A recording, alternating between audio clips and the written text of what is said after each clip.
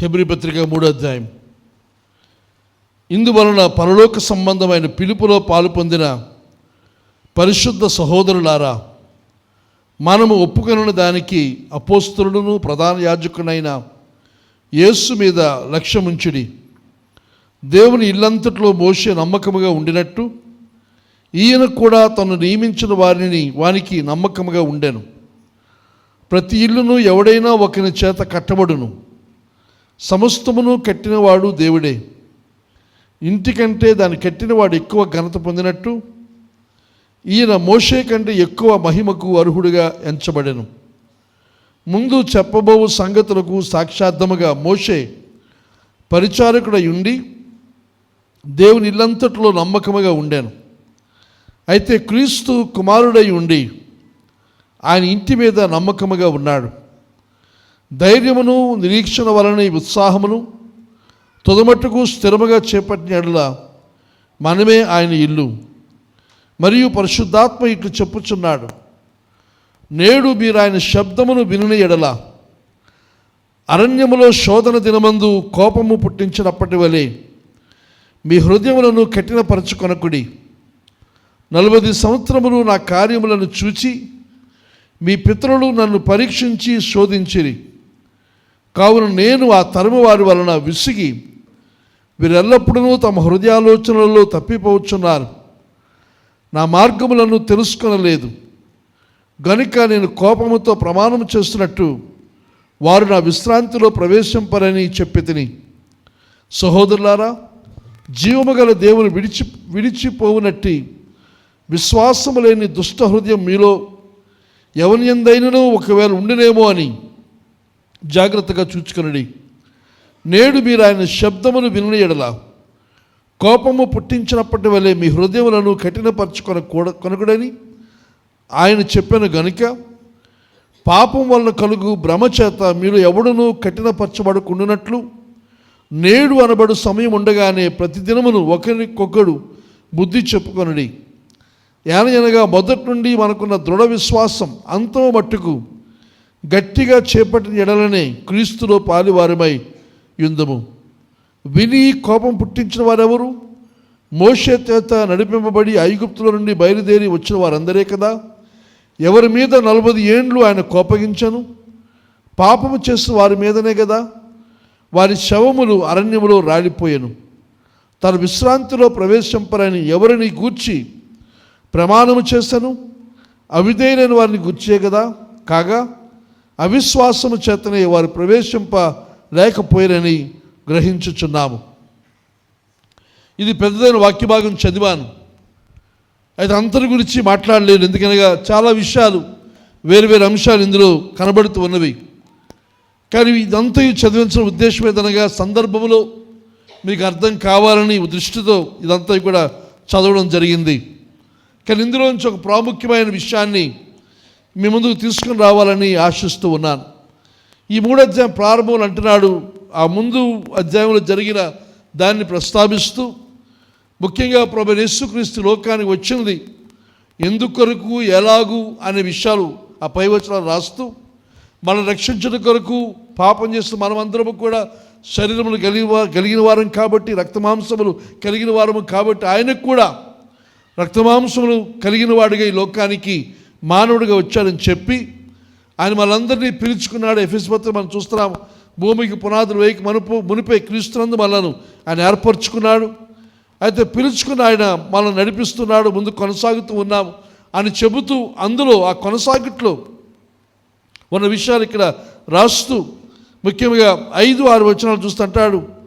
ముందు చెప్పబో సంగతులకు సాక్షార్థముగా మోషే పరిచారకుడై ఉండి దేవుని ఇల్లంతట్లో నమ్మకముగా ఉండాను. ఈ ముందు పాత నిబంధనల విషయాలు మరి ముఖ్యంగా ఇక ముందు రాసిన విషయాలు హెబ్రీ పత్రికలు చూసినప్పుడు ఇక్కడ ఈ భక్తుడు ప్రాముఖ్యముగా పాత నిబంధన వాటితో నూతన నిబంధనలు క్రీస్తునందున్న వాటితో పోలుస్తూ పాత నిబంధన అందులో విషయాల కంటే ఇది శ్రేష్టమైనది అని మనకి వివరిస్తూ ఉన్నాడు. ఇలాంటి మోషే కంటే కూడా క్రీస్తు శ్రేష్ఠుడని చెబుతూ మోషే పరిచారకుడై ఉండి దేవుని ఇల్లంతట్లో నమ్మకంగా ఉన్నాడు. అయితే క్రీస్తు కుమారుడై ఉండి ఆ ఇంటి మీద నమ్మకంగా ఉన్నాడు. దేవుని ఎడల నమ్మకంగా. మోషే పరిచారకుడు సేవకునిగా తన నమ్మకంగా ఉన్నాడు. కానీ ప్రభువైన యేసుక్రీస్తు కుమారుడై ఉండి కూడా ఆయన నమ్మకంగా ఉన్నాడని చెబుతూ ఇక్కడ మనకిస్తున్న సందేశం ఏదనగా ధైర్యమును, నిరీక్షణ వలని ఉత్సాహమును తుదమట్టుకు స్థిరముగా చేపట్టిన యెడల మనమే ఆయన ఇల్లు. ఈ మాటలు మీతో మాట్లాడాలని ఆశిస్తూ ఉన్నాను. ధైర్యమును, నిరీక్షణ వలని ఉత్సాహమును తుదమట్టుకు స్థిరముగా చేపట్టిన యెడల మనమే ఆయన ఇల్లు. మనమే ఆయన యొక్క ఇల్లు. మనలో అంటే ఆయన మనలో నివాసం ఉంటాడు. మనలో మనల్ని ఆయనకి అడ్రస్గా ఆయన మార్చుకుంటాడు అని చెబుతూ అది దానికి కావలసినది ఏది అని ఆలోచన చేస్తుంటాడు. ధైర్యమును, నిరీక్షణ వలని ఉత్సాహమును తుదమట్టుకు స్థిరముగా చేపట్టిన యెడల, తుదమట్టుకనగా చివరి వరకు ఏముండాలి? మనకి ధైర్యం ఉండాలి, నిరీక్షణ వలని ఉత్సాహం. ధైర్యము, నిరీక్షణ వల్ల ఉత్సాహము, ఈ రెండు కూడా చివరి వరకు మనకి ఉండాలి. ఇంగ్లీష్ సచివాలు అంటాడు remain confident in our hope. మన యొక్క నిరీక్షణ యందు, మన యొక్క ఆశ యందు నమ్మకము కలిగి అనగా తప్పనిసరిగా నెరవేరుతుంది అనే నమ్మకం మనకు ఉండాలి. ఆశ ఉంది, అయితే ఆశ నెరవేరుతుంది అనే కాన్ఫిడెన్స్, ఆ confident hope. Remain confident in our hope in Christ and faithful to the end. క్రీస్తునందున్న ఆ నిరీక్షణ కూడా మన సొంతది కాదు. క్రీస్తునందు, క్రీస్తు వలన, క్రీస్తులో మనకు కలిగిన ఆ నిరీక్షణను నమ్మకమే and faithful to the end, అంతము వరకు నమ్మకంగా ఉండాలి. మనము ఆయన ఇల్లు, వీఆర్ హిస్ హౌస్. ఈఎస్వి తజ్వాల్ అంటాడు if we hold fast our confidence, మన యొక్క నమ్మకాన్ని గట్టిగా పట్టుకొని ఉంటే, and our boasting in our hope, మన యొక్క విశ్వాసం, మన యొక్క నిరీక్షణ యందు మనము ఉత్సహిస్తూ లేకపోతే అతిశయిస్తూ ఉన్నట్లయితే మనమే ఆయన యొక్క ఇల్లు. కానీ ఇక్కడ ఈ వాక్యాలు చెబుతున్న విషయం ఏదనగా, దీనిలో మాట్లాడాలని ఆశిస్తున్న అంశం ఏమిటని ఆలోచన చేస్తే, endurance in times of trouble. కష్టము, ఇబ్బంది కల సమయంలో మనం ఓపికతో సహిస్తూ ఉండవలసిన అవసరత. లేదా ఇంకా పోయిన ఆదివారం లేకపోతే మన జనవరి 1st ప్రభు మనతో మాట్లాడిన మాట తీసుకుంటే, hanging on in times of trouble.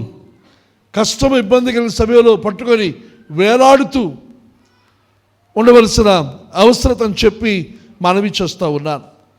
కనుక ఇక్కడ హెబ్రీపతి రాసిన భక్తులు చెబుతూ ఉన్నాడు, మనము ధైర్యమును, నిరీక్షణ వలని ఉత్సాహమును మనం తుదమట్టుకు మనకు కలిగి ఉంటే మనమే ఆయన యొక్క ఇల్లు. మనతో ఉంటాడు, మనలో ఉంటాడు ఆయన. ఆయన మనలో ఉంటే, ఆయన మనతో ఉంటే మనకు ఏ రకమైన కొదువ, ఇబ్బంది, సమస్య మనకు ఉండదు. ఒకరి కష్టాలు, ఇబ్బందులు మనకు సంభవించినా వాటన్నిటిలో ఆయన మనతో ఉండి, మనలో ఉండి ఆయన మనలను ముందుకు తీసుకుని వెళ్తాడు. గాలి, తుఫాను, అలలు అవన్నీ కలగవచ్చును, కానీ వాటన్నిటిలో అత్యధిక విజయం మనకు అనుగ్రహించే దేవుడు. ప్రభు మనతో ఉంటే, మనలో ఉంటే కష్టాలు, ఇబ్బందులు రావని కాదు, వస్తాయి. కానీ అందులో మనం ఏం చేయాలి? ధైర్యమును, నిరీక్షణ వలని ఉత్సాహమును తుదమట్టుకు చివరి వరకు మనం ఏం చేయాలి? స్థిరముగా చేపట్టేలా మనం స్థిరులముగా, స్థిరత్వం కలిగిన వారంగా మనం ఉండాలి. చంచలత్వం దేవుని బిడ్డలకు చెందినది కాదు. ఒకరోజు ఒకలాగా, ఒక గంట ఒకలాగా, ఒక గడి ఒకలాగా. కొంతమంది ఎప్పుడు అలాగ ఉంటారో ఊహించలేం. అంతవరకు ఉత్సాహంగా ఉన్నారు, సడన్గా మూడు మారిపోద్ది, ముఖం మారిపోద్ది. స్థిరత్వం లేని చంచల వ్యక్తులతో చూసినప్పుడు ఎవరు వ్యవహారాలు నిర్వహించలేం. దేవుడు అసలే చేయలేడు. దేవుడు కోరేది స్థిరమైన బుద్ధి. అలా ఉంటేనే నేను మీ ఇల్లు. ఆ చంచలత్వం ఉంటే మన ఇల్లు మనల్ని వదిలేసి ఆయన వెళ్ళిపోయే ప్రమాదం ఉంది. కనుక స్థిరముగా ఉండడం కొరకు మనం సిద్ధపడవలసిందిగా మనవి చేస్తున్నాం. Hanging on in times of trouble, కష్టం ఇబ్బంది కలిగిన సమయాల్లో మనం నిలిచి ఉండాలి.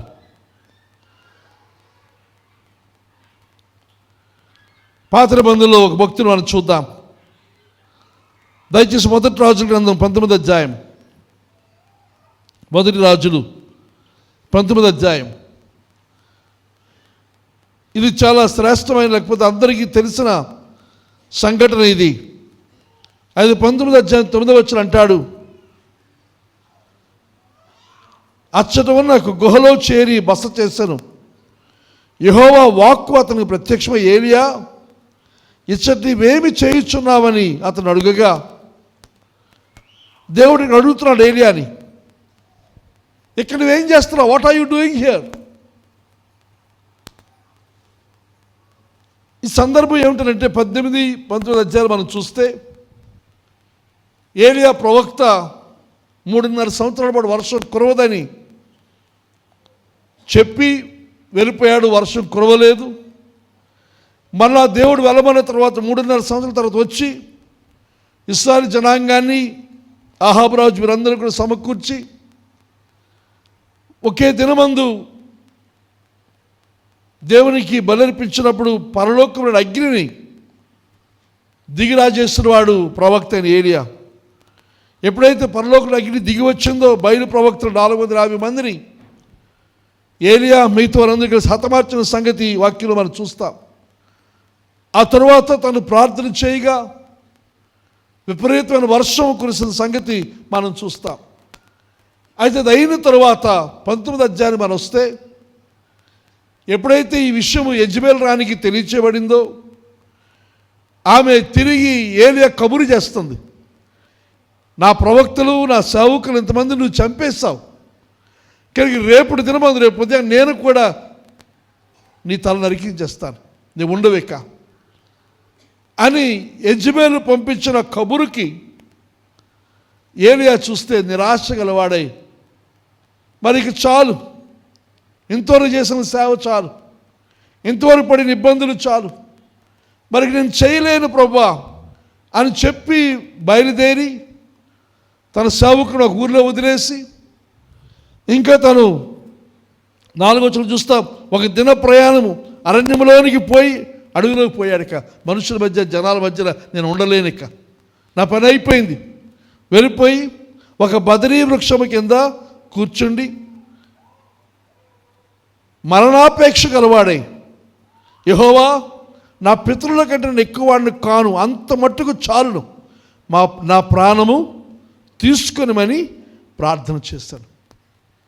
ఇంతవరకు చేసిన చాలు నాయన, నా పితరుల కంటే నేను గొప్పవాడిని ఏం కాదు, కనుక ఇంతవరకు ఏదో చేశాను, కానీ మరి బ్రతకాలని నాకు ఆశ లేదు, నన్ను తీసుకో. అలాగన్న తరువాత కొద్ది సమయానికి దేవుడు వచ్చి ఆ ప్రార్థనకి ఇక్కడ ప్రశ్న అడుగుతున్నాడు, what are you doing here? ఇక్కడ ఏం చేస్తున్నావు ఏలియా అని అంటున్నాడు. ఇక్కడ అతను ఇశ్రాయేలు వారు నీ నిబంధన త్రోసివేసి, నీ బలిపీఠమును పడగొట్టి, నీ ప్రవక్తలను కటకము చేత హతము చేస్తుంది, సైన్యములకు అధిపతి దేవుడగు యెహోవా కొరకు మహారోషము గలవాడనై నేను ఒక్కడు మాత్రమే మిగిలి ఉండగా వారు నా ప్రాణమును కూడా తీసివేయటకు చూచుచున్నారని మనవి చేస్తాను. సేవకులు ఎవరు లేరు, నేను ఒక్కనే ఉన్నాను, నీ తరపు నిలబడే వ్యక్తి నేను. నీ సేవకులందరూ కూడా చంపేశారు, కానీ నేను నిలబడ్డాను, కానీ నన్ను కూడా చంపాలనుకుంటున్నారు, కనుక నన్ను తీసుకో. అయితే దేవుడు అడుగుతున్న ప్రశ్న, ఏలియా నువ్వేం చేస్తున్నావు? ఇచ్చట నీవేమి చేయుచున్నావు అని అడిగిన దాని భావం మనం చూస్తే, దేవుడు ఒకవేళ అడుగుతున్నట్టు ఎలాగుందనంటే, ఇంతకుముందు నీ కొరకు నేను వచ్చాను కదా, నువ్వు ప్రార్థన చేస్తే పరలోకం నుంచి అగ్నిని కురిపించాను కదా, అద్భుతాన్ని చేస్తాను. నువ్వు ప్రార్థన చేస్తే వర్షము లేని స్థలంలో, మేఘము లేని పరిస్థితుల్లో ఒక అరచేయంతటి మేఘముతోనే ఇంత కుంభవృష్టి నేను కురిపించాను కదా, నేను నీ కొరకు ఉన్నాను కదా, కానీ ఏమిటి చేస్తున్న పని? నీకోసం వచ్చి ఉన్నాను, నీకు సహాయం చేస్తాను అని జ్ఞాపకం చేస్తూ నువ్వు ఇప్పుడు ఏం చేస్తున్నా అని అంటున్నాడు, నేను ఉండలేను, నేను చేయలేను, ఇక నేను చనిపోతాను, నన్ను తీసుకో. దేవునికి మనం ప్రార్థన చేస్తున్నప్పుడు జాగ్రత్తగా చేయాలి, ఆలోచించి చేయాలి. ఈ ప్రవక్త చూసినట్టయితే నిరాశతో ఉన్నవాడై ఇంతవరకు నిలబడ్డాడు, తట్టుకున్నాడు. 3.5 సంవత్సరాల కరువు కాలం అంతా కూడా సహించాడు. దేవుడు ఆశ్చర్యకరంగా తనను పోషించాడు. తన ఇబ్బంది లేదు. తను అలాగే తన ఏ ఇంట్లో అయితే విధవారింటూ ఉన్నాడు, ఆమె కానీ కొదువు లేని విధముగా దేవుడు దీవించాడు. తన మాట నేల పడలేదు. కానీ యెజబెలు కబురు వినగానే మరి నిరాశతో వెళ్ళిపోతూ ఉన్నాడు.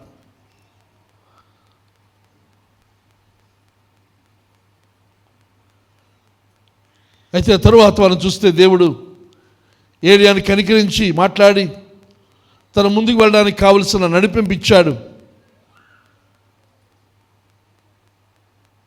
అయితే మనం ఆలోచన చేస్తే దేవుడు మనందరినీ పిలిచింది, ఏలియాను అలాగే మనందరినీ కూడా ప్రభు పిలిచింది దేని కొరకు అనగా స్థిరముగా నిలుచుట కొరకు.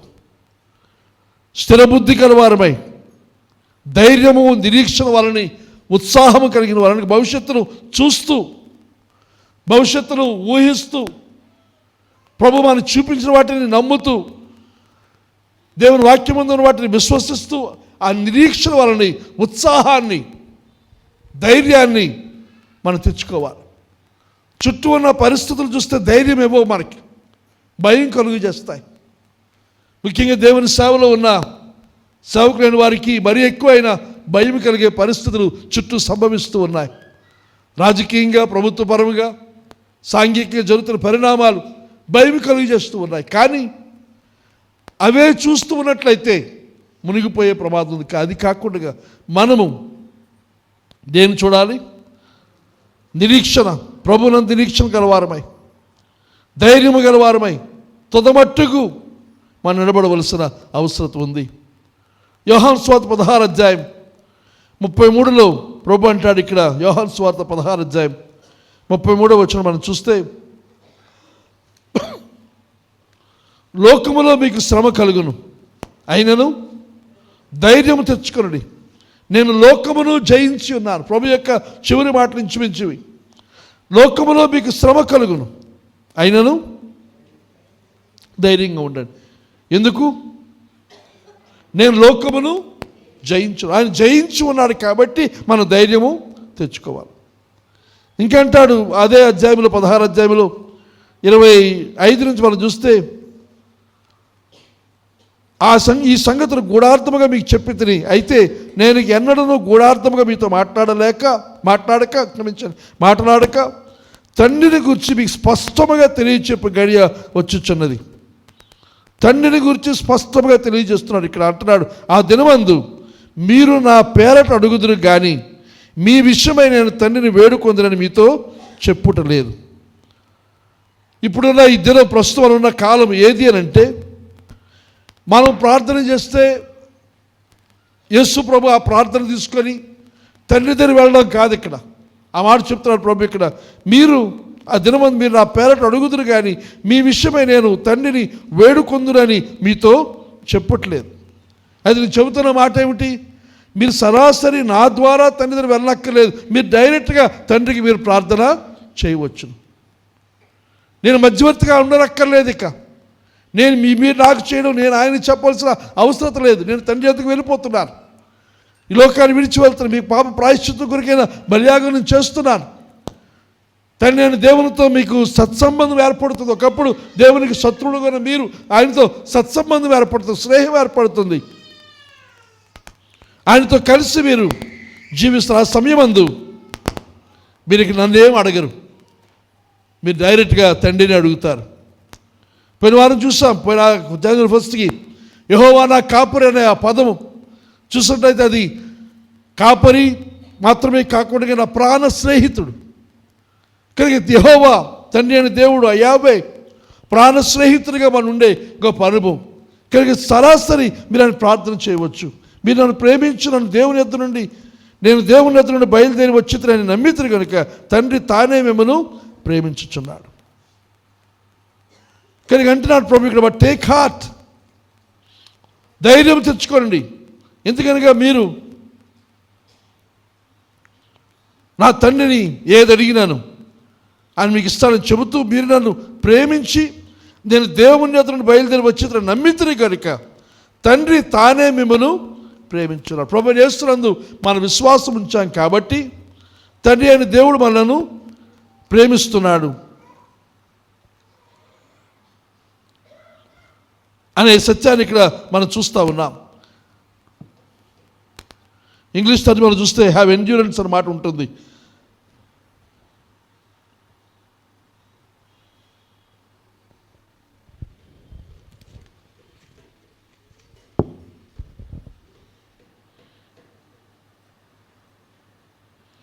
I have told you all this so that you may have peace in me.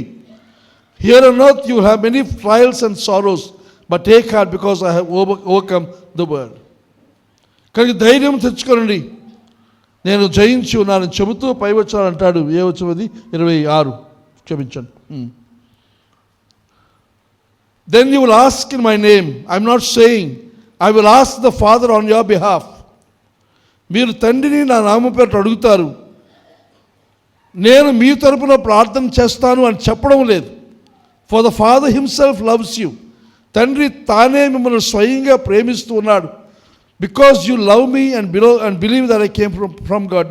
మీరు నాకు నమ్మికించున్నారు, నన్ను ప్రేమిస్తున్నారు కాబట్టి ఆయనే స్వయంగా మిమ్మల్ని ప్రేమిస్తూ ఉన్నాడు. కనుక ఏం చేయాలి? ధైర్యం తెచ్చుకోనండి, విశ్వాసం కలిగి ఉండండి అనే సందేశాన్ని పౌలుస్తూ ఉన్నాడు. అలాగే ఓపికతో ఉండడానికి గురించి యాకోబు పత్రికలో యాకోబు రాస్తూ ఉన్నాడు.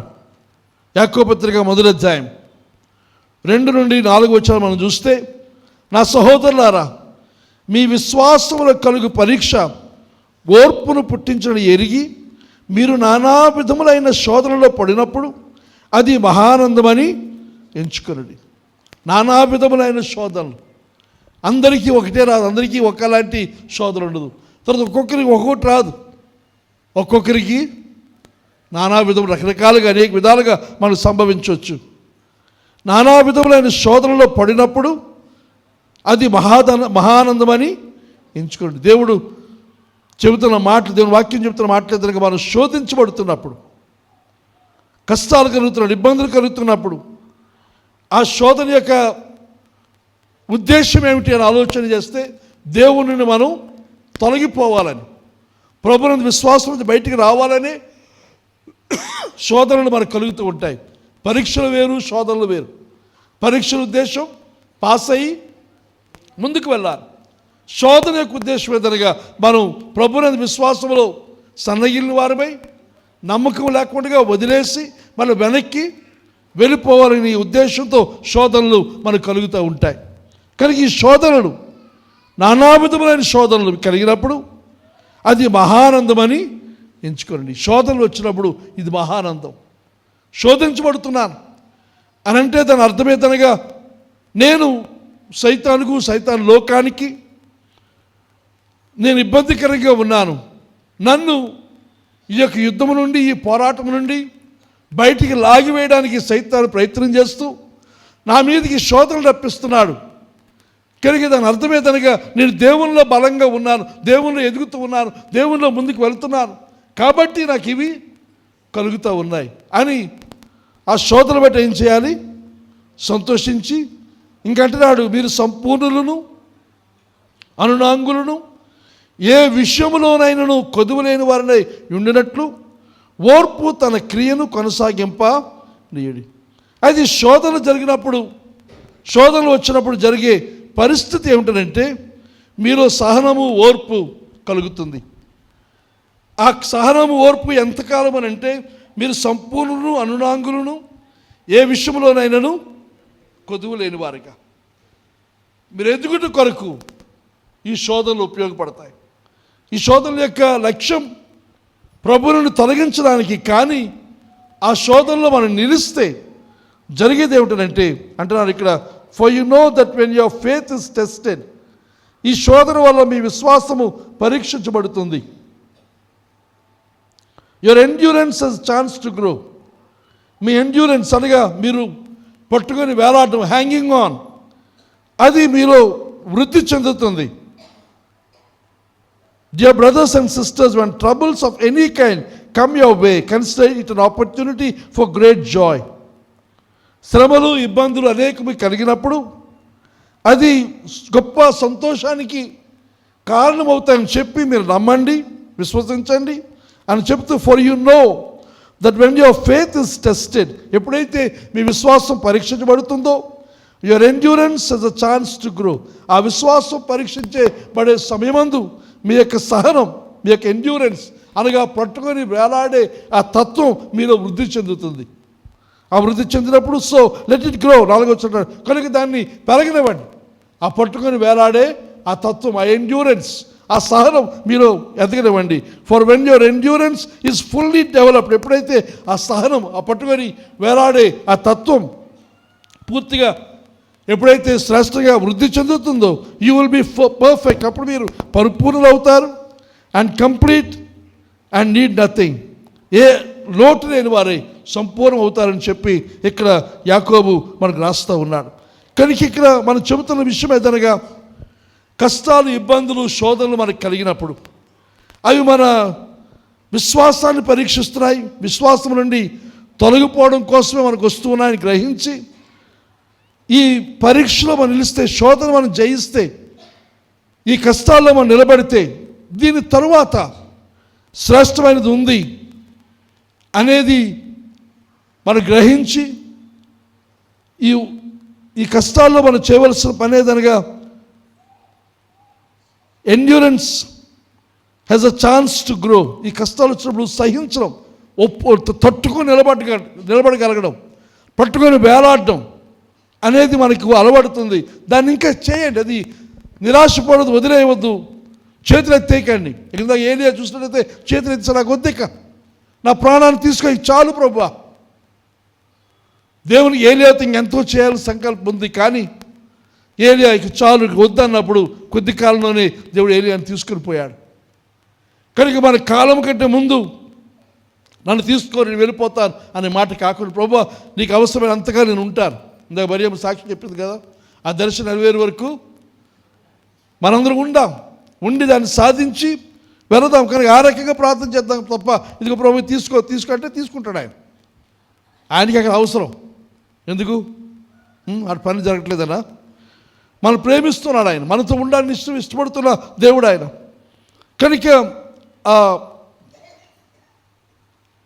ఓపిక, ఆ సహనాన్ని, మరి ముఖ్యంగా ఆ హ్యాంగింగ్ ఆన్, పట్టుకొని వేలాడే ఆ తత్వాన్ని పెరగనివ్వండి. అది పెరిగితే మీరు సంపూర్ణులు అవుతారు. You'll be perfect and complete, needing nothing, ఏది ఏ కొదువు లేకుండా సంపూర్ణ స్థితిలోనికి మీరు వస్తారు. అది వస్తే మన జీవితాల్లో చాలా ధన్యమని చెప్పి మనవి చేస్తూ ఉన్నాను. కానీ ఈ సహింపు, ఎండ్యూరెన్స్ ఆర్ హ్యాంగింగ్ ఆన్ ఏమిటనంటే, మనకు అలసిపోయినా, ఫెటీగ్ వచ్చినా, స్ట్రెస్ ఉంది, ఒత్తిడి ఉంది, చాలా ఒత్తిడి ఉంది, లేదా మనకు ప్రతికూలమైన పరిస్థితులు మనం సంభవిస్తూ ఉన్నా, ఇవన్నీ ఇలా ఉన్నప్పటికీ అలసిపోయాం, ఇక అడుగు ముందుకు వేయలేం, కదలలేం, చాలా ఒత్తిడి, తట్టుకోలేకపోతూ ఉన్నాం, ఇంకా అనేక రకములైన ప్రతికూల పరిస్థితులు మనం సంభవిస్తూ ఉన్నాయి. అయినప్పటికీ పట్టుకొని వేలాడదాం, బలము కలిగి ఉందాం, విడిచిపెట్టొద్దు. ఈ సహనం, ఎండ్యూరెన్స్ అంటాడు ఇక్కడ, ఓర్పు. ఇవి విశ్వాసం కలుగు పరీక్ష ఓర్పును పుట్టిస్తుంది.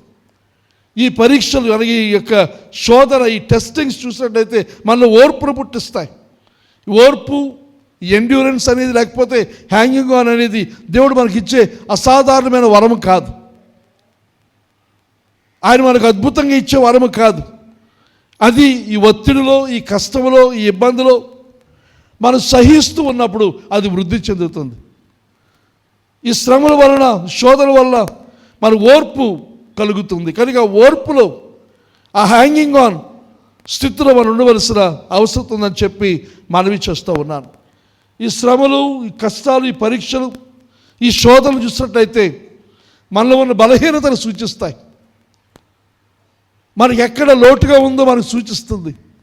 కనుక ఆ లోటు విషయం మనం సరి చేసుకొని ఓపికతో ప్రభు మీద ఆధారపడుతూ ముందుకు సాగవలసిన అవసరం ఉందని మనవి చేస్తూ ఉన్నాను. మన జీవితాల్లో కష్టాలు, ఇబ్బందులు, శ్రమలు, పర్సిక్యూషన్ అనగా క్రీస్తు నిమిత్తం పడే ఇబ్బంది మనం సంభవించినప్పుడు మనం వెనకంజ వేయడము కాక ప్రభు కొరకు నిలబడే వారంగా మనం ఉండాలి. బాప్తిసం ఇచ్చే సమయంలో వీరితో ప్రమాణం చెప్పిస్తాను. ఆ నీటిలో ఉంటుండగా ప్రభు నమ్మిన కారణం చేత, బాప్తిసం పొందిన కారణం చేత, ప్రభు గారు జీవిస్తున్న కారణం చేత మీకు ఏదైనా శ్రమ, కష్టం వస్తే ఏం చేస్తారు అని ఆగుతాను అక్కడ నేను. వాళ్ళు తిరిగి నాకు ఏం చెప్తారు? ప్రభు కోసం జీవిస్తాం, ప్రభుని విడిచిపెట్టమంటారు. అప్పుడు వారు సహాయం అంటారు, మరణం వరకు నమ్మకంగా మీరు నిలబడాలి. బాప్తిసం తీసుకుంటున్నప్పుడు వారందరూ చేసే ప్రమాణం అది. ఎవరు చెప్తారా ప్రమాణం? దేవునికి, దేవుని సంఘం ఎదుట. అలాగూ బాప్తిసం తీసుకున్నవారు ఏదైనా చిన్న కష్టం, ఏదైనా చిన్న శోధన, ఏదైనా చిన్న ఆకర్షణ, ఒక వివాహం కావచ్చు, లేదా పార్టీ కావచ్చు, ఫంక్షన్ కావచ్చు, భోజనం కావచ్చు, దాని కొరకు ప్రభువుని విడిచిపెట్టి వెళ్ళిపోతున్న వారిని మనం చూస్తూ ఉన్నాం. అంటే శోధన వారు ఏం చేశారు? నిలబడలేదు. ఒక అన్య సంబంధం, అన్య వివాహం. పోయిన 2 వారాల క్రితం, పోయిన వారం ఒకటి మాట్లాడాను. లూజ్ హ్యాండ్స్, వదులు చేతులు. అబ్రహాము, నీవు ప్రేమించు నీ కుమారుని నాకు ఇవ్వమన్నప్పుడు దహనబలిగా ఎవడని సిద్ధపడ్డాడు. కానీ మనం ప్రేమించి దాన్ని గట్టిగా పట్టుకుంటాం. మనం ప్రేమించి దాన్ని ప్రభు పోయినా పర్వాలేదు, నాకు ఇది ముఖ్యం అని ప్రేమ వివాహాలు, ప్రభుని ఎరిగిన వారితో సంబంధాల్లోనికి వెళ్తున్నప్పుడు దాన్ని ఏమంటాం? నిలబడ్డారా? జయించారా? ఓడిపోయారు వాళ్ళు. They have failed. ఇంకా చెప్పాలంటే భ్రష్టులు అయిపోయారు. ఎంత బాధాకరం అది. కానీ ఆ శ్రమలలో మనం నిలబడితే తప్పించుకునే మార్గాన్ని ఇస్తాడు, బలాన్ని ఇస్తాడు. ప్రభువులో మనం నిరీక్షించడానికి మనకు ఒక ఆధారం ఉంటుంది. ఇప్పుడు ప్రభువుని విడిచిపెట్టిన తర్వాత భవిష్యత్తు కొరకైనా ఆశ ఏముంది చెప్పండి? భవిష్యత్తు కొరకు ఆశ ఏమిటి? వారి ఆశ అంతా ఈ లోకం మట్టుకే, ఈ లోకంలో జీవించినంత మట్టుకే. బ్రతికినంతకాలం హాయిగా ఉంటాం, బాగుంటుంది. కానీ దాని తదనంతరం నిత్యత్వం ఉందా లేదా? అది మన జీవితకాలం ఇంతేనా?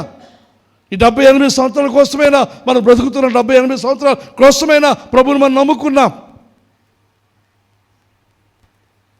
70-80 సంవత్సరాల కోసం కాదు. మన భక్తి, మన విశ్వాసం, ఈ పోరాటం, ఇవన్నీ కూడా నిత్యత్వానికి సంబంధించినవి. ఈ 70-80 సంవత్సరాలు కొద్ది కాలం మాత్రమే. ఈ కొద్ది కాలం వస్తున్న శ్రమల్లో మనం ఏం చేస్తున్నాం? నిలబడుతున్నామా? చిన్న శోధనకి కొంతమందికి ఎక్కువ అక్కర్లేదు. ఒక లడ్డూ చాలు పడిపోవడానికి, ఒక కర్పూరం ఒక చాలు, ఒక అగరబత్తి చాలు మిమ్మల్ని లాగేయడానికి. పెద్ద శోధన అక్కర్లేదు కొంతమందికి. ఏదో చిన్న ఆకర్షణ, ఒక అక్రమ సంబంధం, ఒక తప్పుడు సంబంధం, ఒక తప్పుడు విషయం, ఒక అవినీతి సంబంధించిన కార్యం, నేను దేవుని బిడ్డగా ఇది చేయను అని చెప్పగలిగిన ధైర్యం మనకు ఉండడం లేదు. దేవునికి సంగమా, స్ట్రెస్, ఒత్తిడి మనకు కలిగినప్పుడు, బాధ కలిగినప్పుడు, దుఃఖం కలిగినప్పుడు, లేకపోతే మన మీద శోధనలు వచ్చిన, మన మీద సమస్యలు వచ్చినప్పుడు, పర్సిక్యూషన్స్, మనల్ని వెలివేసే పరిస్థితులు మనం సంభవించినప్పుడు, మనల్ని హతమార్చే పరిస్థితులు మనం సంభవించినప్పుడు మనం చేయవలసింది ఎదురుగా we must be hanging on, పట్టుకుని వేలాడుతూనే ఉండాలి. ఇంకా చెప్పాలంటే మన గురించి మనం బాధపడడం మానేయాలి. Stop feeling sorry for your self. మన గురించి మనం, ఇది చాలామంది ఎక్కువగా చేస్తూ ఉంటాం. ఇది సరైనది కాదు. అది ఎందుకు వస్తుందనంటే ఇతరులను చూసి, వేరే వారిని చూసి, వాళ్ళు అలాగే ఆశీర్వదించావు నాయన, నన్ను ఇలా ఉంచేస్తావు, నేనేం తప్పు చేశాను, నేనేం పాపం చేశాను, నేను ఇంత నమ్మకంగా ఉన్నాను కదా, ఇంత సేవ చేస్తాను కదా, ఇంత బాధపడ్డాను కదా, ఇంత త్యాగం చేస్తాను కదా, ఎంతో చేసిన ఫీల్ అయిపోతాం. ఏమిటి? ఒక పూట భోజనం మానేసినా, ఒక టీ తాగడం మానేసినా, ఒక అబద్ధం ఆడడం మానేసిన, ప్రతి ఆదివారం చర్చకు వచ్చిన, ప్రభు ఇంత చేస్తున్నాడు, ఏ ఆదివారం కూడా చర్చ మానలేదు నేను, అయినా నాకు ఇదా పరిస్థితి అని చెప్పి మన మీద మనం జాలి పడిపోతూ దేవుని దగ్గరికి వెళ్తాం. కొన్నిసార్లు దేవుని దగ్గరికి వెళ్తే మంచిదే, దాని ఆయనే అండం వింటాడు ఆయన, మన ఏడుపు అంతా వింటాడు ఆయన, విని మనతో సరైన జవాబు ఇస్తాడు అనుకోండి. కానీ మనం దేవుని దగ్గరికి వెళ్ళే ముందు ఎంతమందితో చెబుతాం? ఎవరు చెప్తే ఇద్దరికే చెప్తాం, అడిగినోడికి చెప్తాం. ఎందుకు అలాగ ఉన్నాడు, ఎందుకు అలాగ ఉంటాం, ఎందుకు ఉండను? ఈ విజిటింగ్ చేస్తున్న కొంతమంది ఇళ్ళకి వెళ్తే ఎలాగ ఉండరు, అలాగ ఉంటామండి, అలాగే ఉంటాం. కొంతమందికి అది అలవాటు, అది ఎలాగున్నామండి, ఎలాగుంటాం, అలాగే ఉంటాం, ఇంకెలాగుంటాం. ఎంత కోపం వచ్చేస్తుందో వాళ్ళకి అడిగితే, ఎలాగున్నారా అని అడిగితే. బాగున్నామనే మాట విందామని ఆశపడితే ఆ మాట వినబడదు. ఇంకెలాగుంటామండి అంటే ఎలా ఉండాలనుకుంటున్నారు మీరు? ఇంకెలాగుంటాం? నా పరిస్థితి ఏమిటి అని ఎవరేం చేయగలం? కానీ మన మీద మనం విపరీతమైన జాలి, విపరీతమైన బాధ కలిగి, మన ముందున్న సమస్యలు, మనకున్న ఒత్తిడి మన బాధ కలుగు చేస్తుంది. కానీ ఇక్కడ యాకోబు అంటున్నాడు, మహానందం అని ఎంచుకోండి, ఎందుకనగా దీని తరువాత భవిష్యత్తు ఉంది. ఇవే శ్రమలతోనే ఆగిపోదు మన జీవితం. ఎప్పుడు కష్టాలే ఉండవు, ఎప్పుడు ఇదే పరిస్థితి మనకు ఉండదు. పోయి నవంబర్ డిసెంబర్ నెలలో నన్ను ఒక పాట చాలా ఎక్కువగా ఆకర్షించింది. అది నా పాట రాదు, పాడలేను కూడా, నేను ఇప్పుడు కూడా పాడలేను, కానీ చాలాసార్లు విన్నాను ఆ పాట. కానీ అందులో ఆ పాటలో ఒకే పల్లవి ఎక్కువగా, అది ఎందుకో నాకు జ్ఞాపకం వచ్చింది. నేను ఇబ్బంది ఆలోచిస్తూ, ఈ నవంబర్ డిసెంబర్ నెల కొంచెం బాధాకరమైన నెలలు. ఎందుకంటే సంవత్సరం అయిపోతుంది, ఈ సంవత్సరంలో ఏమి సాధించావు, ఎంత దూరం వెళ్ళాం, అవి నీ వెనక్కి ఆలోచిస్తూ నిరాశ కలుగుతుంది, బాధ కలుగుతుంది. మరి రాబోయే సంవత్సరం ఏమిటి, ఎలాగుంటుంది? ఆ సంవత్సరం కొరకైన అవసరతలు, ఆశలు, ఆలోచనలు, కుటుంబపరంగా మాత్రమే కాకుండా సేవాపరంగా సంస్థ నిర్వహించట్లో, ఇవన్నీ చేయట్లో ప్రభు ఎలాగు, అనేకమైన ప్రశ్నలు. ఇంకా చుట్టూ ఉన్న మిగతా వారిని చూసినప్పుడు వాళ్ళకి బాగుంది, మనం ఎందుకు ఇలాగ ఉన్నాం అనే పరిస్థితులు కలుగుతూ ఉండి దేవుని సన్నిధికి వెళ్ళి ప్రభువా ఏమిటి అని ఆలోచిస్తున్నప్పుడు ఒక పాట పల్లవి మాత్రం నాకు జ్ఞాపకం వచ్చింది. చరణాలు అప్పుడు నాకు తెలియదు. Count your blessings, name them one by one. నీ యొక్క ఆశీర్వాదాలు అన్నీ కూడా లెక్క పెట్టుకో. ఆ పాట యొక్క పల్లవిది, అనుపల్లవి, మాట బయటికి అదే పాడతారు. Name them one by one, ఒక్కొక్కటిగా నువ్వు జ్ఞాపకం చేసుకో అని చెప్పు. Count your blessings, see what God has done. దేవుడు ఏం చేస్తాడో ఒకసారి చూడు. Count your many blessings, see what God has done. నీ విస్తారమైన ఆశీర్వాదాలు ఒకసారి లెక్క వేసుకో, దేవుడు చేసిన దాన్ని చూడు. ఈ పని మనం చేస్తే,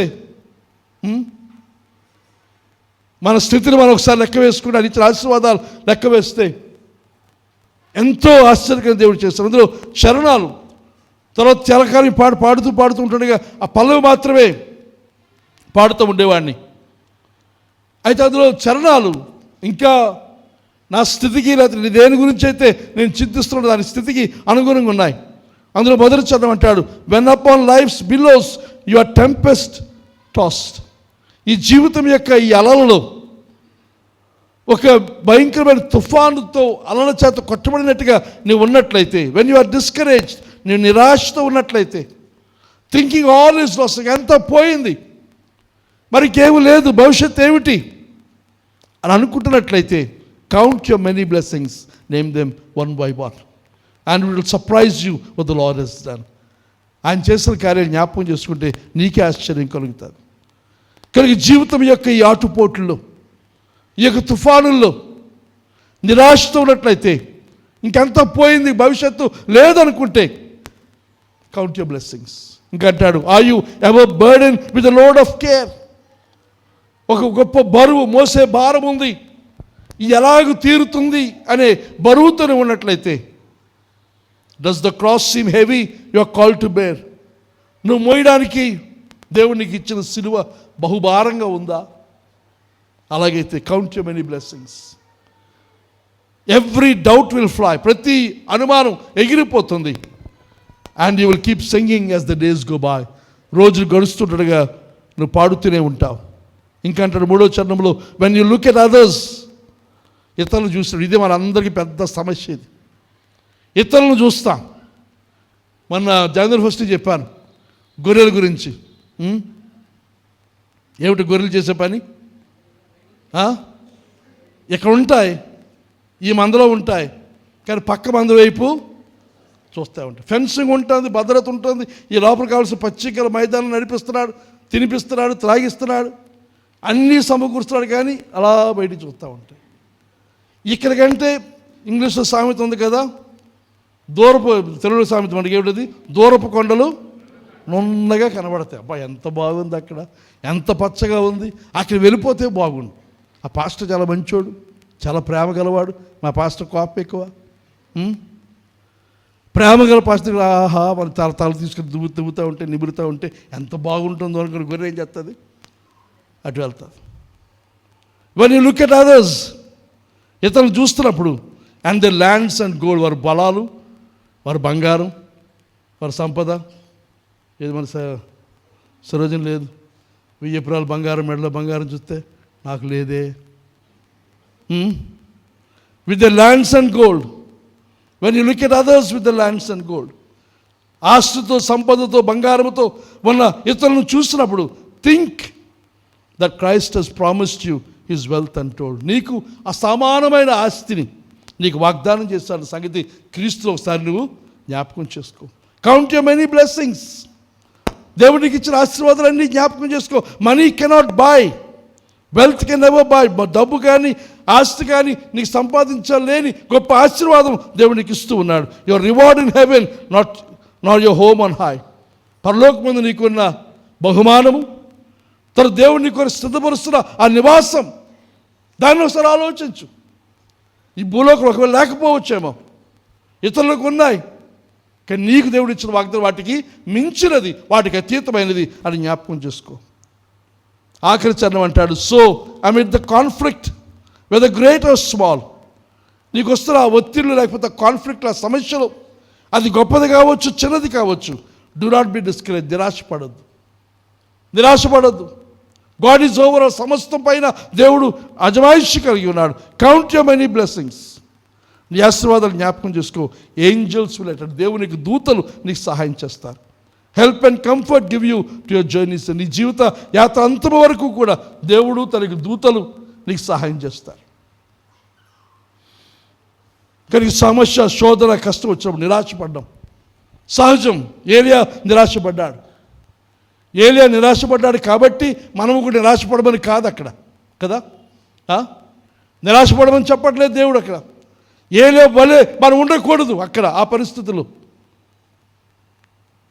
శోధన, కష్టం, ఇబ్బంది మనకు కలిగినప్పుడు మన ఏలియా వలె కాకుండా దేవుని వాక్యము కోరుతున్న విధంగా, ఇంకా చెప్పాలంటే 2వ తిమోతి పత్రిక 3వ అధ్యాయం మనం చూస్తే, 2వ తిమోతి పత్రిక 3వ అధ్యాయం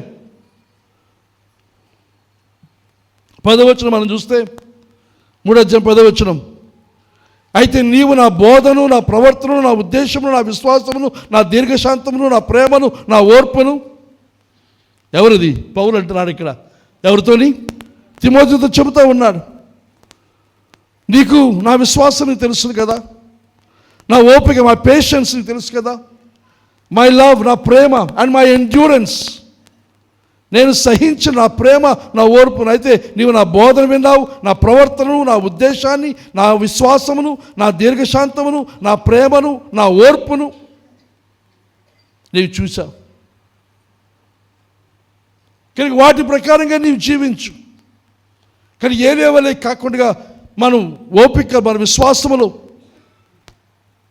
దీర్ఘశాంతము, ప్రేమ, ఓర్పు కలవారమై మనం ఉండవలసిన అవసరం ఉంది. అలాగే 2వ కొరింథీ పత్రిక 12వ అధ్యాయం, ఇది కూడా పౌలు మాటలే. 2వ కొరింథీ పత్రిక 12వ అధ్యాయం 7 నుండి 10 వచనాలు మనం చూస్తే, నాకు కలిగిన ప్రత్యక్షతలు బహు విశేషంగా ఉన్నందున నేను అత్యధికముగా హెచ్చిపోకుండా నిమిత్తం నాకు శరీరంలో ఒక ముళ్ళు నేను అత్యధికంగా హెచ్చిపోకున్నట్టు కొన్ని నిమిత్తం నన్ను నలగొట్టుటకు సాతాను యొక్క దూతగా ఉంచబడేను. అది నా ఎదురుని తొలగిపోవాలని దాని విషయమే ముమ్మారు ప్రభుని వేడుకుంటుని. అందుకు నా కృప నీకు చాలును, బలహీనత యందు నా శక్తి పరిపూర్ణమగుచున్నదని ఆయన నాతో చెప్పాను. ఇక్కడ ఆ ముళ్ళు ఇవన్నీ ప్రక్కన ఉంచితే తన ఇబ్బంది కష్టంతో దేవుని దగ్గర వెళ్ళి ప్రార్థన చేస్తే దేవుడు ఏమంటున్నాడు? నా కృప నీకు చాలు, నా కృప by grace is sufficient for you అని చెప్పి ఏమంటున్నాడు? బలహీనత యందు నా శక్తి పరిపూర్ణమగుచున్నదని ఆయన నాతో చెప్పాను. నీ బలహీనత యందు నా శక్తి పరిపూర్ణమవుతుంది. నీకు ఇబ్బంది ఉందా, కష్టం ఉందా? కొన్నిసార్లు ఈ ఇబ్బందిని దేవుడు తొలగించడు, ఉంచుతాడు. దానికి కారణం రాస్తాడు పౌలు. అక్కడ పౌలు విషయంలో ఆ కారణం కావచ్చు, మన విషయమే వేరే కారణాలు కావచ్చు. ఒక్కోసారి అనిపిస్తుంది దేవుడు మనల్ని దీవిస్తే దేవుని దగ్గర ఎక్కువ కాలం ఉండవు. అన్నీ సమృద్ధిగా ఉన్నాయనుకోండి, ఇంకా దేవుణ్ణి అడగవలసిన పని మనకు లేదనుకోండి, ఎలా ఉంటుంది మన జీవితాలు? దేవుని కూడా లెక్క చేయం. మనం చూస్తున్నాం, చాలామందిని చూశాను.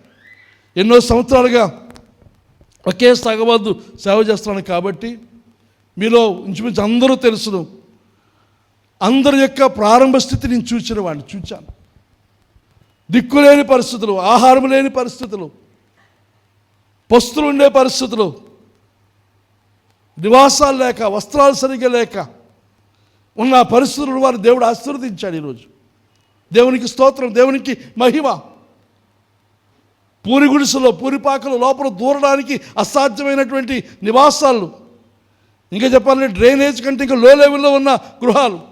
డ్రైనేజ్ కంటే లో లెవెల్ ఉంటే ఏమవుతుంది? వర్షం వచ్చినా ఆ డ్రైనేజ్లో నీరు పొంగిపోయినా మన ఇంట్లోకి దూరతుంది. అలాంటి పరిస్థితుల్లో మనం జీవించి ఉన్నప్పటికీ దేవుడు ఏం చేశాడు? మనలను ఆశీర్వదించాడు. ఎంతగా ఆశీర్వదించాడు అనగా అవన్నీ అది కళ, గత జీవితంలో గత జన్మలో జరిగింది అన్నట్టుగా ఉన్న పరిస్థితులు అవి దేవుడు ఆశీర్వదించాడు. ఈ ఆశీర్వాదానికే మనలో చాలామంది చేస్తున్న పని ఏదనగా నిర్లక్ష్యం చేస్తున్నాం. దేవుని, దేవుని సన్నిధిని, దేవుని వాక్యాన్ని, దేవుని మాటను కృతజ్ఞత లేని వారంగా మనం జీవిస్తున్నాం. దేవుని ఎడల దేవుని యొక్క విశ్వాస్యతను, లేకపోతే ఆయన విశ్వాసత అనిపించిన మనం ఆయన ఎడల విశ్వాసంగా మనం ఉండడం లేదు.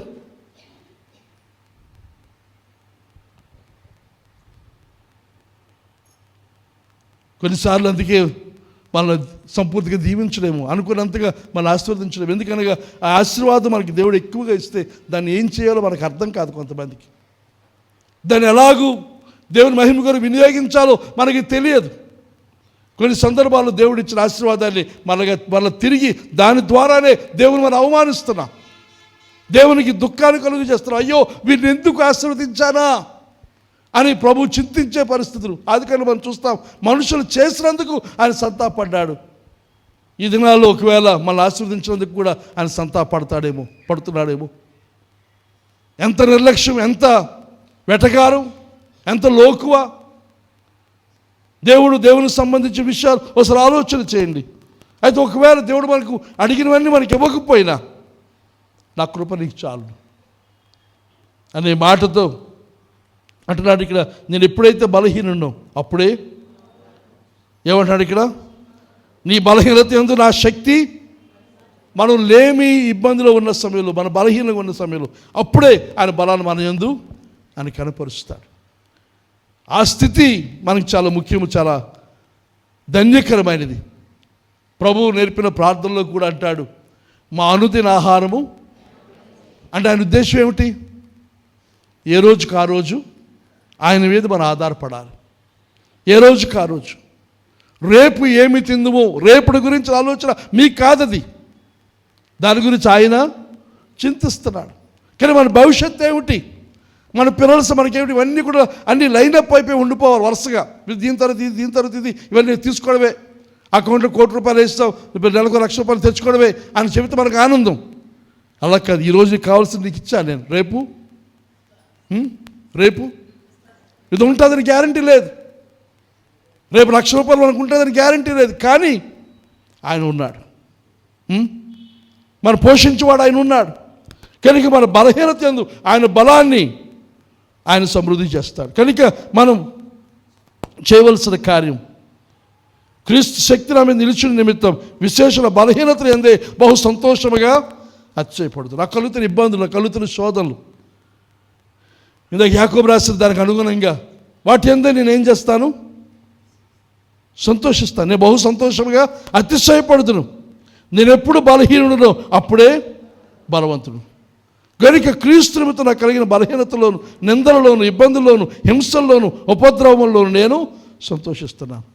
హింసలు, ఉపద్రవాలు ఇవన్నీ కలిగితే ఏమవుతాయి? సారిపోయిన సరోజనలాగా ఉంటాం, ఏడుతూనే ఉంటాం.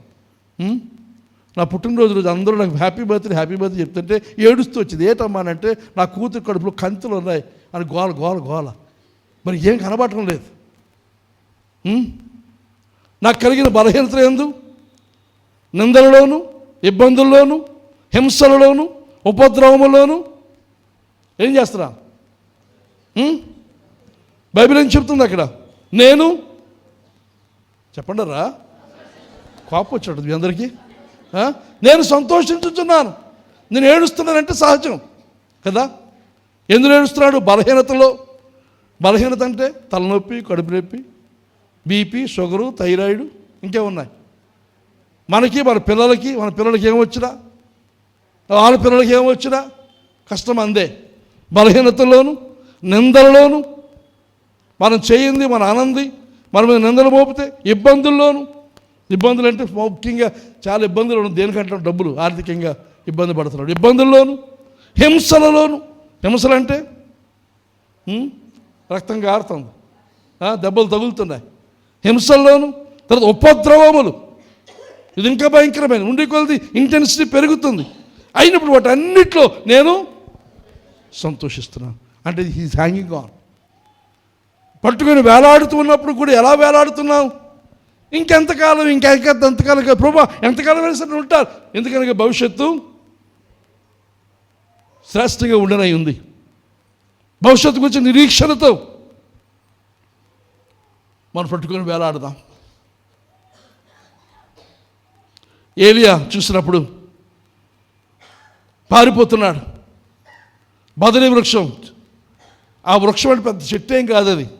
అది దేని పనికి వస్తుంటే మన చీపురు చెట్టు. అది మన కొండల మీద చీపురు కట్టలు చెట్లు ఉంటాయి. ఎంత నీడొస్తాయి? నీడేమి ఉండదు. ఆ చెట్టు కింద ఎలా బుర్ర ఉంచి నిద్రపోతున్నాడు. అంటే చచ్చిపోవాలని ఆశ, కానీ ఎలా చనిపోతాం అనుకుని ఉన్న ఆ పరిస్థితుల్లో మనం చూస్తే, మొదటి రాజులందు 19వ అధ్యాయంలో మనం చూస్తే ఇలా అన్నాడు, దేవుడు నన్ను తీసుకొని ప్రార్థన చేస్తున్నాడు. కానీ ఆ ప్రార్థన దేవుడు జవాబు ఇవ్వకుండా ఇంకోటి చేస్తున్నాడు. 19వ అధ్యాయం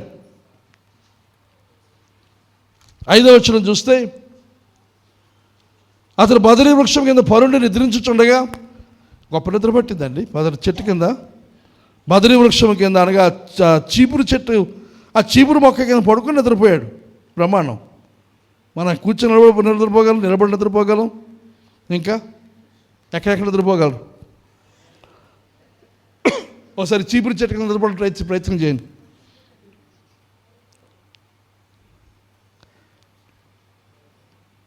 ఒక దేవదూత వచ్చి అతన్ని ముట్టి, నీవు లేచి భోజనము చేయమని చెప్పాను.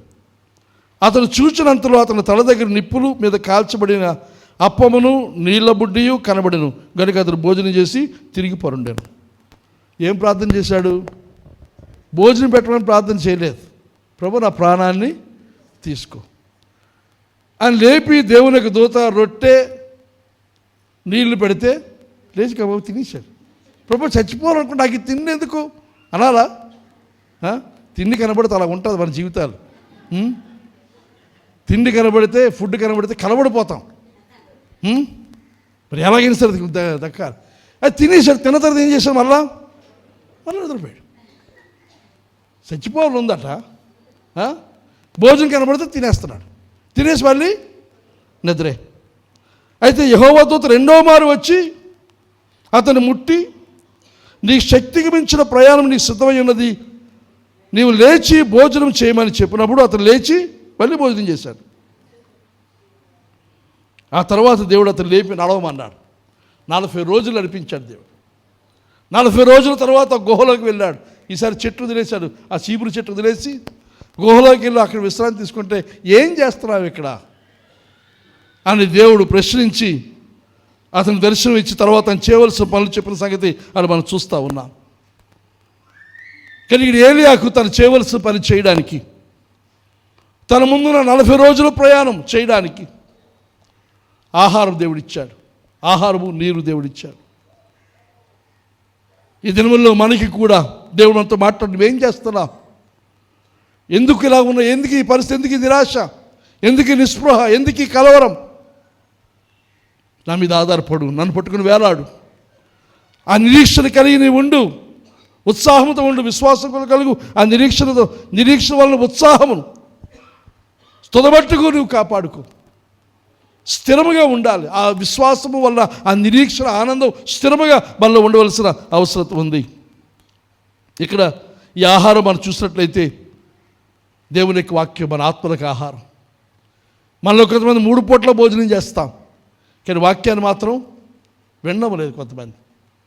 ఎలాగైతే మన ఆహారం తినడం ద్వారా మనకు బలం కలుగుతుందో, వాక్యం విని ఆ వినిన వాక్యం మన హృదయాల్లోనికి వెళితే మనకు ఆత్మీయంగా బలము ఏర్పడుతుంది. మనలో చాలామంది బలహీనంగా ఉన్నాం, దేవునిలో ఎదగడం లేదు.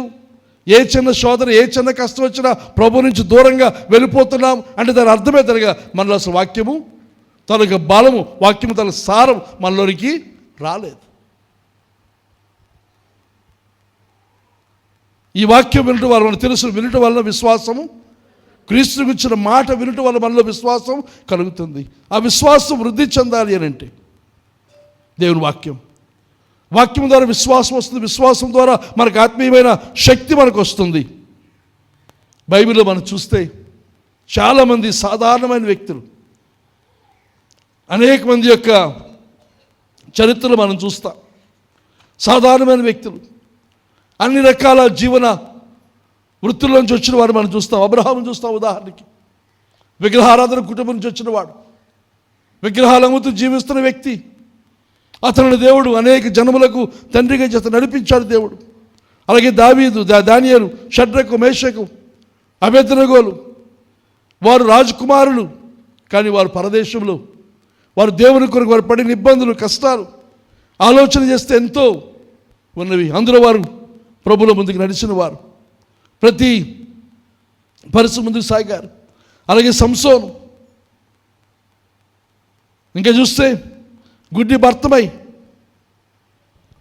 భిక్షగాడు, బయట ఉండే అడుక్కుని తినేవాడు, అలాంటి వాడు. ఇంకా అలాగే 12 సంవత్సరాలు రక్తస్రావ రోగం కలిగిన స్త్రీని మనం చూస్తాం. అలాగే అన్యురాలైన స్త్రీ తన కుమార్తె యొక్క దయ్యములు వదిలించుకోవడం కోసం కుక్కలకి రొట్టె, ఈ ఆహారం పిల్లలకే కానీ కుక్కలకు కాదు, అనగా తనను కుక్కగా సంబోధించిన అవమానకరమైన పరిస్థితి అయినా సరే ఆమె నిలబడింది. అలాగే తమ స్నేహితుని స్వస్థత కొరకు ఒక ఇంటి కప్పు తెరిచి 4 స్నేహితుని ప్రభు ముందుకు పెట్టిన ఆ పరిస్థితి మనం చూస్తాం. అలాగే శృంగారమైన దేవాలయం దగ్గర ఉన్న వ్యక్తులు, అనేకమైన వ్యక్తులు మనం చూస్తున్నాము. వారు ప్రతికూల పరిస్థితుల్లో, ఇబ్బందులు, కష్టాలు కలిగిన పరిస్థితుల్లో గుడ్డి భర్తమైన ఊరుకో అని వాడు గద్దిస్తూ ఉంటే వాడు ఇంకా మరి ఎక్కువగా కేకలు వేసి, ఇంక వీరందరూ కూడా వారి యొక్క విశ్వాసాన్ని బట్టి 12 సంవత్సరాల రక్తస్రావ రోగం గల స్త్రీ అనేకమైన తిప్పలు పడి ఆ దాస్తంతా కోల్పోయిన తర్వాత చనిపోవడానికి సిద్ధమైన స్థితిలో ప్రభు యొద్దకు వచ్చి స్వస్థత పొందిన సంగతి మనం చూస్తాం. వీరందరూ కూడా విశ్వాసం అందు నిలిచిన వారే ఉన్నట్టుగా మనం చూస్తున్నాం. వారందరూ కూడా విశ్వాస పోరాటం వారు పోరాడారు. They did not quit. వారు వెనక్కి వెళ్ళిపోలేదు, వదిలేయలేదు. చేతులు ఎత్తేయడం సులువు, పోరాడడం కష్టం.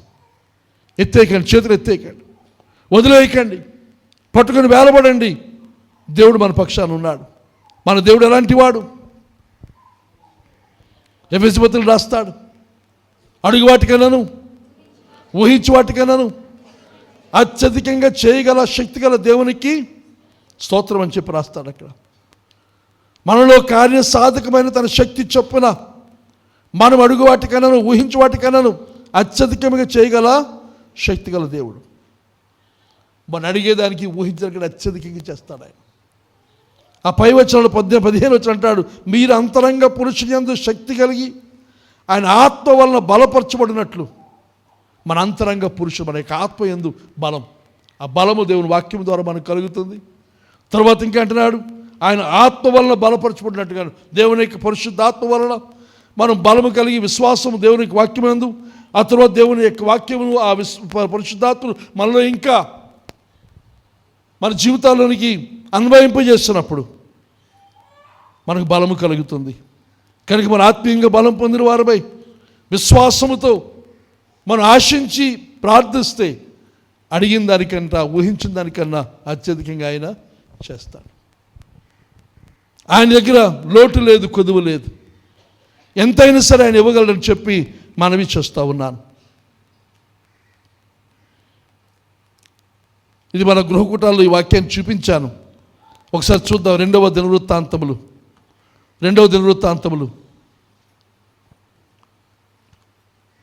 25 అధ్యాయం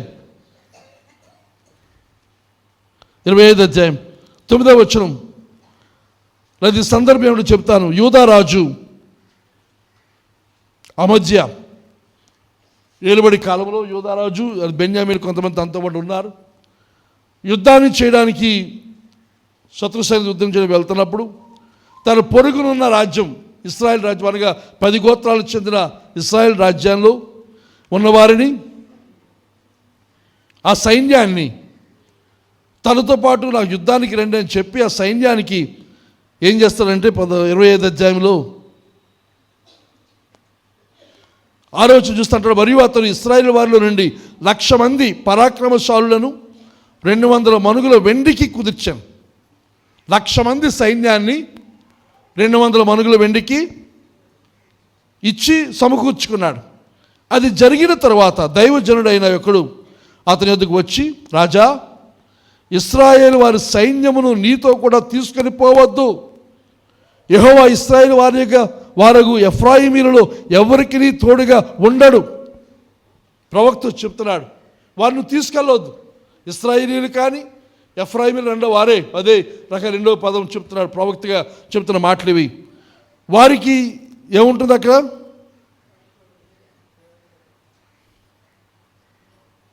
ఎవరికి దేవుడు తోడుగా ఉండడు. అలాగూ పోవలనని నీకున్న ఎడల పొమ్ము. యుద్ధము బలముగా చేసినాను, దేవుడిని శత్రువు ఎదుట నిన్ను కూల్చును. నిలబెట్టుటయు పడవేయటయు దేవుని వశమే కదా అని ప్రకటింపగా, నువ్వు వారు తీసుకెళ్ళొద్దు, దేవుడు వారితో లేడు. అయితే వారిని తీసుకుని వెళ్ళి నువ్వు యుద్ధం చేస్తే నువ్వెంత ప్రయాసపడినా ఆ యుద్ధంలో జయము నీవు పొందలేవు. ఎందుకనగా జయాన్ని ఇచ్చేది కానీ ఆశీర్వదించేది కానీ దేవుడే తప్ప వా సైన్యాలు కాదని చెప్పినప్పుడు, ఇక ఈ రాజు అమజ్య అంటాడు దైవజనుని చూచి, ఇశ్రాయేలు వారి సైన్యమునకు నేనిచ్చిన 200 మనుగుల వెండికి ఏమి చేసేదమని అడిగినందుకు అమజ్య అంటున్నాడు, అయ్యా 200 మనుగులు వెండి ఇచ్చేస్తాను, మరి అది ఎలాగూ, దాని సంగతి ఏమిటి అంటే అమజ్య అంటున్నాడు. ప్రవక్త అంటున్నాడు, దీనికంటే మరి అధికముగా యెహోవా నీకు ఇయ్యగలడు అని ఆ జైవజనుడు ప్రత్యుత్తరం ఇచ్చాడు. నీవు పోయిందనుకున్నా 200 మనుగులు వెండి ఇచ్చేస్తావు, వారు తీసుకురావద్దంటే ఎలాగో 200 సంగతి, దానికంటే ఎక్కువ నీకు ఇస్తాడు ఆయన. ఇంకో తర్జుమాలో అంటాడు, ఇంగ్లీష్ తర్జుమాలో, ద లార్డ్ హ్యాస్ ప్లెంటీ. ప్రభు దగ్గర విస్తారంగా ఉంది. He can give you much more than that. నువ్వు ఇచ్చే 200 మనుగు కంటే ఇంకా ఎక్కువగా నీకు ఆయన ఇవ్వగలడు. ఇంకో తర్జుమాలో, don't worry about the money. డబ్బుల గురించి నువ్వు చింతించొద్దు. It is nothing compare to what the eternal has to give you. ఆ నిత్యుడైన దేవుడు నీకు ఇవ్వగలిగిన దాంతో పోల్చుకుంటే ఆ 200 మనుగులు ఏమాత్రము కూడా కావు. ఒకవేళ ఆర్థిక ఇబ్బందులు, ఆర్థిక పరిస్థితులు ఉంటే, ప్రభుత్వం నష్టపోయినంత కోల్పోయాను అనుకుంటే ఏమి భయపడి, దానికంటే ఎక్కువ నువ్వు పోగొట్టుకున్న దాన్ని, నువ్వు ఇచ్చివేసిన దాన్ని, నువ్వు కట్టేసిన దాన్ని, దానికంటే 2 రెట్లు మరలా తిరిగి నీకు దేవుడు ఇస్తాడు, ఇవ్వగలడు ఆయన. యోబు గ్రంథంలో మనం చూస్తాము, చదువునక్కర్లేదు కానీ యోబు కలిగిన శ్రమలు, కష్టాలన్నీ ఎంతకాలం మనం ఆలోచన చేస్తే ఎంతో కాలంగా అనిపిస్తే, 9 నెలలు ఇబ్బంది పడ్డాడు. ఆ తర్వాత మనం చూస్తే తను కోల్పోయిన వాటన్నిటికీ, అనగా 9 నెలలు తను చేసిన పని ఏమిటి? He was just hanging on. అలా పట్టుకుని వేలాడుతూ ఉండిపోయాడు అంతే. తనకు ఉన్నదంతా పోయినా, అంతా కోల్పోయినా సరే ప్రభుని మాత్రం, విశ్వాసం మాత్రం విడిచిపెట్టలేదు. ఆ తర్వాత మళ్ళీ పిల్లలు కలిగారు. ఎంతమంది పిల్లలు చనిపోయారు, వాళ్ళు అంతమంది పిల్లలు కన్నాడు. అదే భార్యతో ఇంకో పెళ్లి చేసుకోలేదు. దేవుడు అందుకే ఆవిడ ఉంచాడేమో, తను శోధించడానికి, తర్వాత తన ద్వారా సంతానం ఇవ్వడానికి. తిరిగి వారు కలిసి జీవించిన తర్వాత ఇంకా చూస్తే ఆడ యోబు గ్రంథంలో మనం చూస్తాం 140 సంవత్సరాల తర్వాత బ్రతికాడు. కొన్నిసార్లు మనకున్న సమస్య ఉంటుందంటే, ప్రభు ఇంకెంతకాలం, నాకు జీవితం లేదు, బ్రతుకు లేదు అనుకుంటాం. కానీ ఇంకా బ్రతుకుతాం, ఇంకా జీవిస్తాం, దానికి ఆశీర్వాదాన్ని అనుభవిస్తాం. కానీ ఒకవేళ ఆర్థిక ఇబ్బందులు ఉంటే నిరాశపడొద్దు, అధైర్యపడొద్దు, సొంత ప్రయత్నాలు చేయవద్దు, దేవుని విడిచిపెట్టి వెళ్ళవద్దు. ప్రభునందు విశ్వాసాన్ని పెంపొంది. ఎలా పెరుగుతుంది? వాక్యము వినుట ద్వారా, చదువుట ద్వారా. వాక్యంలో నుండే మన బలాన్ని తెచ్చుకోవలసిన అవసరం ఉంది. మన స్వస్థత అవసరమా? పేతురు అంటాడు, ఆయన పొందిన గాయముల ద్వారా మనకి స్వస్థత. ఇంకా అది మాత్రమే కాకుండా సామెత గ్రంథంలో చూస్తాం, 4:20-22 వచనాలు చూస్తే, సామెత గ్రంథం 4:20-22 వచనాలు. నా కుమారుడా, నా మాటలను ఆలకింపుము, నా వాక్యములకు నీవు నీ చెవి యొగ్గము, నీ కనులు ఎదుటి వాటిని తొలగిపోనీయకము, నీ హృదయమందు వాటిని భద్రము చేసుకునము అని చెప్పి దాని ఫలితం చెప్తున్నాడు. దొరికిన వారికి అవి జీవమును, వారి సర్వ శరీరమునకు ఆరోగ్యమును ఇచ్చును. దేహానికి ఆరోగ్యం ఎలాగొస్తుంది? ఎలాగొస్తుంది? నా కుమారుడా, నా మాటలను ఆలకింపు, వినండి, దేవుని వాక్యాన్ని వినండి, నిద్రపోకండి. నా వాక్యమును చెవియొగ్గము, నీ కన్ను ఎదుటి వాటిని తొలగిపోనీయకము, నీ హృదయమందు వాటిని భద్రము చేసుకొనుము. అవి నీకు దొరికితే అవి నీకు జీవాన్ని ఇస్తాయి, మరణాన్ని కాదు, జీవం వైపు నడిపిస్తాయి. ఇంకా సర్వ శరీరం అంటే నీ షుగరు, బీపీ అన్నీ కలిపి అందులో ఉన్నాయి. తల మొదలుకొని పాదం వరకున్న ప్రతి బలహీనత సర్వ శరీరంలోకి ఏమొస్తుంది? ఆరోగ్యం. దేవుని వాక్యం వల్ల కలుగుతుంది. ఇంకా నిర్గమకాండ అంటాడు, మీరు నా మాట విని నా వాక్య ప్రకారంగా మీరు జీవిస్తే ఐగుప్తులకు వచ్చిన ఏ రోగము కూడా మీకు రానివ్వను. ఇశ్రాయేలు జనాంగాన్ని దేవుడిచ్చిన గొప్ప వాగ్దానం. మన దేని గురించి చింతించవలసిన పని లేదు. మత్తయి సువార్త 6వ అధ్యాయం అంటాడు 34వ వచనములో, మీరింటికి వెళ్ళిన 6వ అధ్యాయం 25 నుంచి చదవండి. మత్తయి సువార్త 6వ అధ్యాయం ప్రభు కొండ మీద చేసే ప్రసంగంలో భాగం ఇది. మత్తయి సువార్త 6వ అధ్యాయం 34వ వచనం.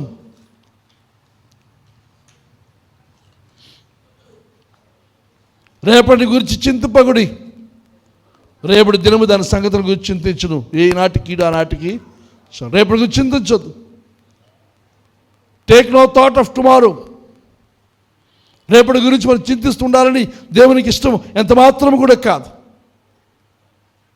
దేవుడు మనం చూసినట్లయితే యోహాను సువార్త 17వ అధ్యాయం 23వ వచనం అంటాడు. యోహాను సువార్త 17వ అధ్యాయం 23వ వచనం,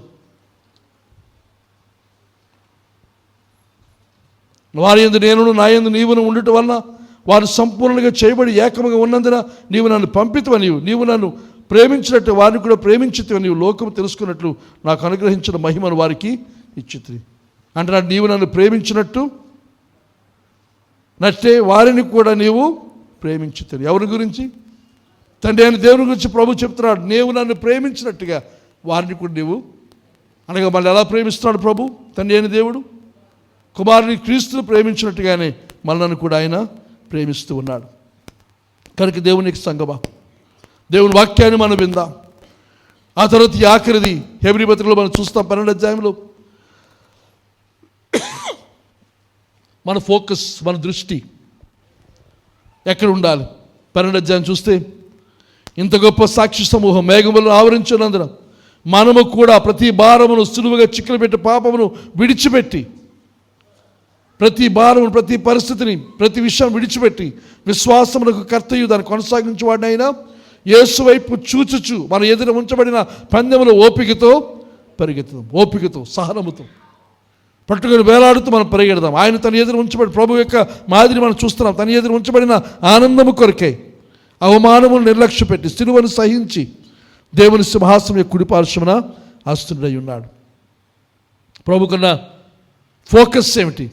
తండ్రి కుడి పార్శ్వమందు ఆసీనుడై ఉండడం. ఇంకా వాక్యం మనం చూస్తాం, అనేకులను కుమారులుగా దేవుని వద్దకు తీసుకుని వస్తానని ఎరిగిన వాడై ఆ సిలువ శ్రమను ఆయన ఏం చేశాడు?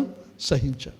ఆ కష్టాన్ని ఆయన సహించాడు, అవమానాన్ని, ఆ దూషణను, ఆ నిందను ఆయన సహించాడు. ఎందుకు? నిత్యత్వంలో తండ్రితో పాటు ఉండే ఆ స్థితి, ఇంకా ఆయనతో పాటు ఈ లోకమందు మనందరినీ కూడా నిత్య రాజ్యాన్ని తీసుకుని వెళ్తానని ఆ నిరీక్షణ గల వాడై ప్రభు సహించాడు. కనుక మనము కూడా క్రీస్తునది మనకున్న నిరీక్షణ, క్రీస్తుతో పాటు మనం ఏలుబడి చేస్తాం, ప్రకటనలో మనం చూస్తాం. కనుక మనము కూడా ముందుంచబడిన ఆ ఆనందము కొరకే ప్రభు సహించినట్టుగా మన ముందు గొప్ప ఆనందం ఉంది, గొప్ప భవిష్యత్తు మనకు ఉంది. ఈ లోకము తర్వాత 70-80 సంవత్సరాల తర్వాత నిత్యత్వం ఉంది, ప్రభుతో గడిపే కాలం ఉంది. దాని కొరకు ఈ లోకం యొక్క శోధనలకు లోనై, కష్టాలకు లోనై, చిన్న చిన్న వాటి కొరకు, అల్పమైన వాటి కొరకు, ఈ లోకానికి మాత్రమే పరిమితమైన వాటి కొరకు మన రక్షణను, మన నిత్యత్వాన్ని కోల్పోవద్దని ఏ పరిస్థితి అయినా సరే ప్రభు ఇచ్చిన వాగ్దానం నెరవేరుస్తాడు. ఆయన మన నుండి కోరుతుంది మన స్థిరంగా ఏం కోరుతున్నాడు? ఆయన ధైర్యమును, నిరీక్షణ వలని ఉత్సాహమును తుదమట్టుకు స్థిరముగా చేపట్టినట్లా మనమే ఆయన యొక్క ఇల్లు. మనలో ఉంటాడు, మనం నడిపిస్తాడు. మన దేవుడు కోరుతున్నది ధైర్యం, పిరికితనం కాదు. పిరికితనం గల ఆత్మ మనకు ఇవ్వలేదు. పిరికితనం ఉంటే దేవుని దగ్గరికి వెళ్దాం, ఆయన బలం మనకి ఇస్తాడు. ఆయన వాక్యాన్ని చదువుదాం, వాక్యాన్ని ధ్యానం చేద్దాం, వాక్యంలో భక్తుల జీవితాలు మనం చూద్దాం, వాక్యం వలన బలము శక్తిని మనం పొందుకుందాం. చుట్టూ ఉన్న పరిస్థితులు మనం చూడకుండా దేవుని వైపు చూద్దాం, ఆయన ముందు ఉంచబడిన భవిష్యత్తు కొరకు చూద్దాం, ప్రభువు చూపిన దర్శనం వైపు చూద్దాం. మన కొరకు సిద్ధపరిచిన వాటిని మనం అదృశ్యమైన లోకమందు అదృశ్యమైన వాటి కోసం చూద్దాం. ఎందుకనగా దృశ్యమైనవి అనిత్యములు, అదృశ్యమైనవి నిత్యము. దాని కొరకు దృష్టి కలవారమై ఈ బాధ, శ్రమ, కష్టం వీటన్నిటిలో ఏం చేద్దాం? వేలాడదాం, పట్టుకొని let's hang on. God bless you.